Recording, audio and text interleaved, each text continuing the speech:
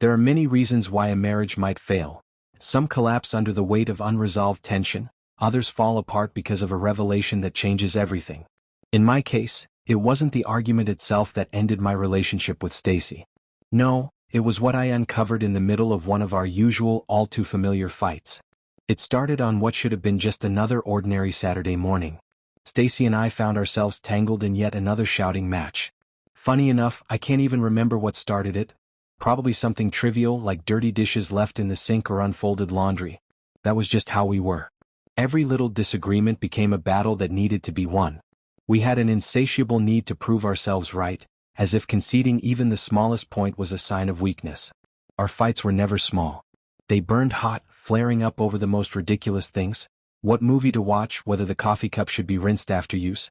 The intensity was always the same, no matter how petty the subject. We had convinced ourselves this was passion, that our Italian-style relationship was just fiery by nature. But the truth was, it was toxic.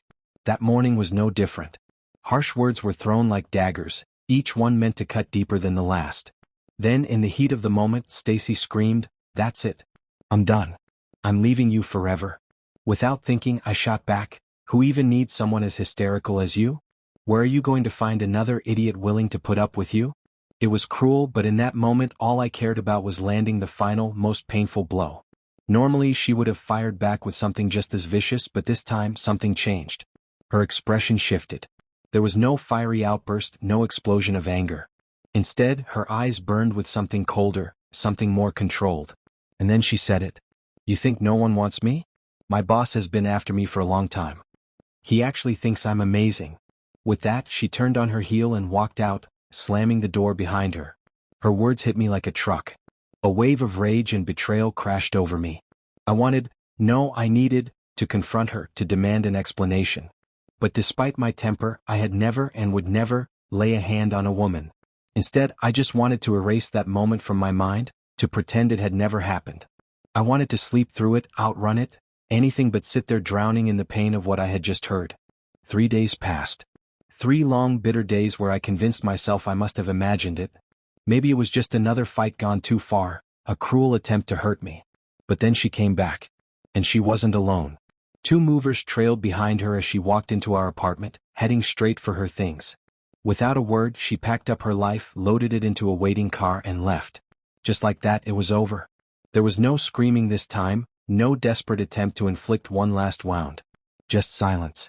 For a while the fights continued, only now they played out over the phone.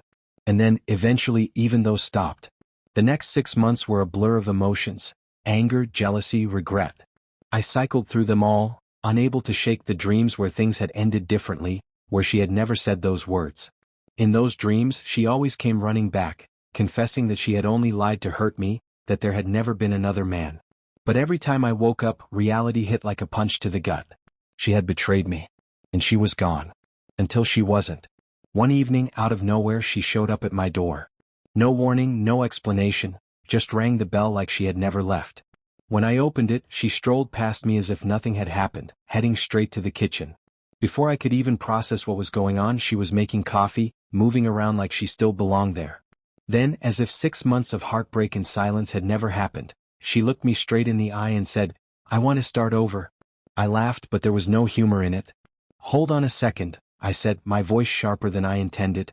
"You do realize that infidelity is the one thing I will never be able to forgive, right?" She lowered her gaze, avoiding my eyes, but I wasn't finished. "The idea of you and him together, it would never leave me. It would haunt me in the worst moments, and I know I wouldn't be able to move past it." The silence between us was suffocating. And deep down, a desperate part of me clung to one last shred of hope, that maybe, just maybe, she had lied. That maybe, if she had only said those things to hurt me, I could forgive her. Then, as if she had read my thoughts, she spoke. "I made it up," she admitted, her voice barely above a whisper. "There was no affair. I just wanted to hurt you, to get even for what you said. I'm sorry." A single tear welled up in her eye, her face full of what looked like genuine remorse. It was the perfect moment for a dramatic reconciliation, the kind where we'd fall into each other's arms, forgive everything, and pretend that love conquered all. Except I already knew the truth. I had proof. One of her coworkers had told me everything. For the past 6 months, Stacy had been living in an apartment. one that wasn't hers but paid for by her actual lover. Her boss. I laid it all out for her, watched as she absorbed the truth she had hoped to bury. She didn't argue. She didn't deny it. She didn't even pretend to be shocked. Instead, she grabbed her purse and bolted. 1 second she was there. The next gone. That was all I needed to know. Her return had never been about love or regret or second chances. It had been about desperation, plain and simple.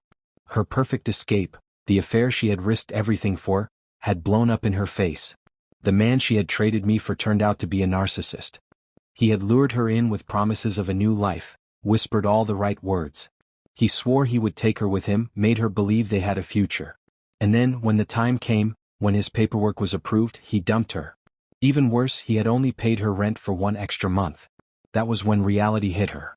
She had been used. And suddenly, her imperfect, ordinary husband, the one who had always taken care of her, didn't seem so bad. So she came crawling back, hoping to rewrite history, hoping I would be the fool who welcomed her home. But her little act didn't work. Now, she's the one left picking up the pieces while her lover flies off to a new life without her. And me? I'm finally free.